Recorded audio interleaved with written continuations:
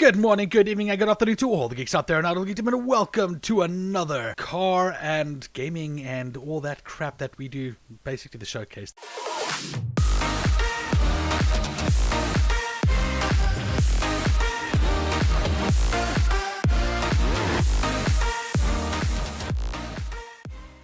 Today we're going to be going through Gran Turismo 7's basic layout so you guys get an understanding of exactly what we're doing in the game. So we're going to go through the basic layout of Gran Turismo 7, how much it's changed from the other games, what they brought back, what they've taken away, things like that. Looking at the game itself, when you start up the game is you actually get to, while it's downloading, you get to do some of the music rallies, so that you can, pass the time while you're waiting for the download to finish. I thought that was quite a good add-on. They've added a few things into the game. Now, granted, I haven't played the old Gran Turismos in ages. I do like the fact that they brought missions back. The missions were quite cool in Gran Turismo. There were a couple of cool things that they actually added into the game, which I thought were quite impressive. When the car, like, for example, goes over one of the apexes, you can actually hear it going, but now you can actually feel it doing that as well.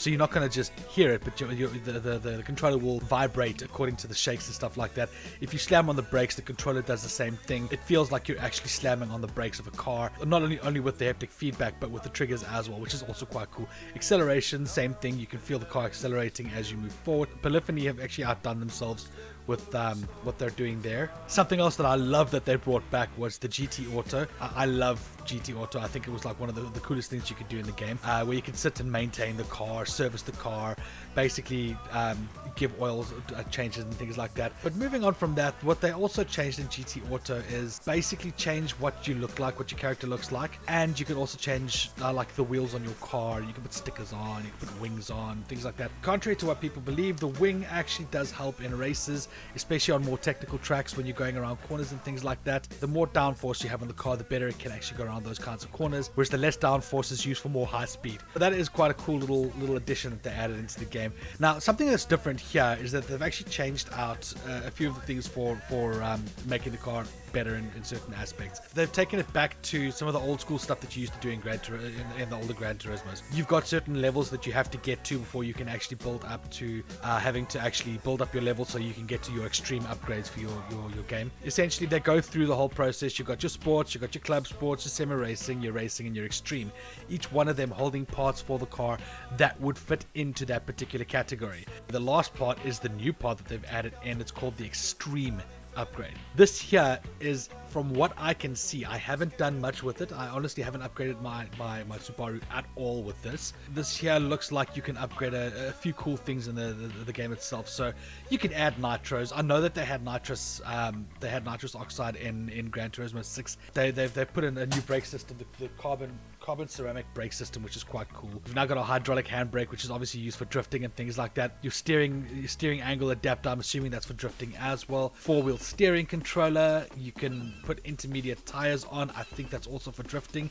I may be wrong, but the two really cool parts that they've added in now is new engine, so you can swap out your engine, and you can change out your body as well. You can put a new body on, which is quite cool as well. So that just gives it a bit more of an in-depth look at what you can do with the game and cars in the game from here.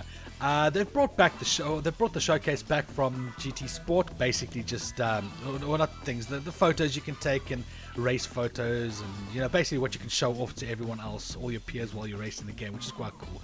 They've also brought back your escapes, which is where you can actually pop your cars down, give them flashy look and all that stuff, and make it look cool. And yeah, it's interesting. There's a whole bunch of regions you can go to now, countries and things like that you can visit. It gives it a nice sense of being able to travel the world and just show your car off in different places. Then moving on, we go on to your garage, which is also quite cool. It's got a lot in it. Basically just the layout and the look of the garage was very much old school Gran Turismo. As you hop into the garage, you can see things like you can change your car, you can work on your car's settings, you can take it to escapes from there. There are gifts in the game now where you get them for completing certain tasks. You also get tuning parts from those gifts as well, so that's pretty cool.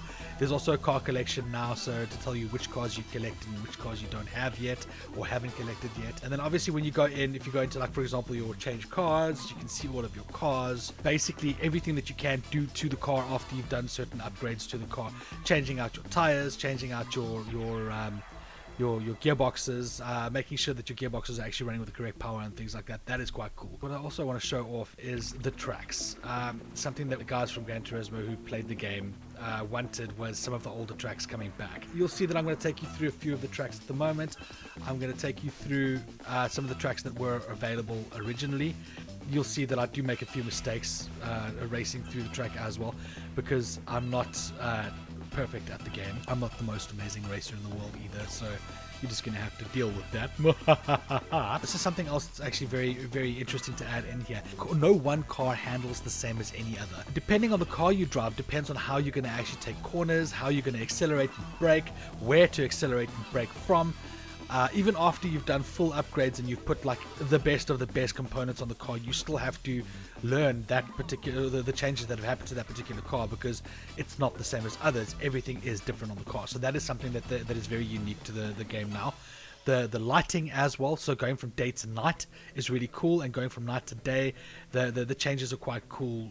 Racing, the ray tracing has put a lot of detail into that now as well, so going around corners, coming in and out of lit areas and things like that, it makes a huge difference. Things like when you're going through the replays, when you'll see that I like to sit inside the car, because this game has been so well designed. It feels like you're actually inside the car. You're racing with the racer. Yes, you can drive in snow and ice and things like that in this game as well. There are snow tracks that you can race on, but each weather phenomenon gives you a different feel. Later on, I'm racing with my Subaru. We race on the track and it's raining, and I forgot to change my tires out. This is something that's really cool about it as well. I forgot to change my tires from racing to racing slicks. Let's just say if you don't do that, the car slides out, and it's very hard to control. There are a few things that I wish that I wish Gran Turismo did bring in though, or Polyphony did bring in though. One of the things is B-Spec mode. I liked the B-Spec mode. I thought it was cool that I could actually, own cars and have other drivers race them. It would have been nice to see the B-Spec mode brought in, or like an even adjustment to that where you can actually give your car to a racer, and they can give your car to one of your racers.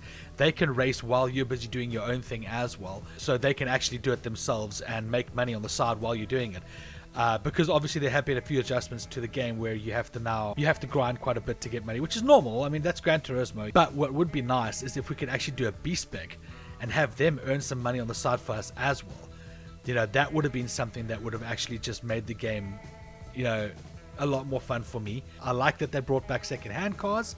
I think that's pretty cool, because you actually get to buy second-hand cars, and now it actually makes a difference because you can buy second-hand cars that you cannot get at the Brand Central. So Brand Central has your usual cars that you can get everywhere, all the latest cars and stuff like that, but used cars, you can get the older ones. And of course, last but not least, we have Sport Mode. They've brought it back. They have to, obviously, because because Gran Turismo is now a recognized racing. Is now recognized as a racing tournament. So sport has to be put into Gran Turismo 5 or Gran Turismo 7. I get that. I understand why. I do. I think it's a good idea. I think it's very, very well done. I sort of get the feel from Gran Turismo 5, hence the reason why I said that. I said Gran Turismo 5 accidentally. I sort of get the feel. But yeah, so that's the basic layout of the game so far. The next week, what you're going to be catching is me doing the Subaru Impreza, not the new one, the Subaru Impreza that I'm actually, funny enough, driving in this game right now. I believe it's the 1994 model.